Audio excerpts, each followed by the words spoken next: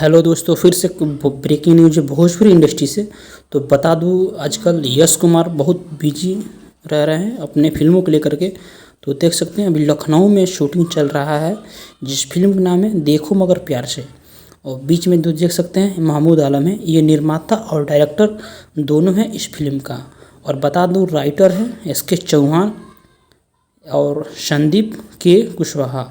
तो star cast बता दूं कि यश कुमार जी हैं और आपके डिम्पल सिंह जी हैं। आप देख सकते हैं हमारे इस तस्वीरों के माध्यम से, जो कि मुहूर्त के साथ साथ शूटिंग भी स्टार्ट कर दिया गया है।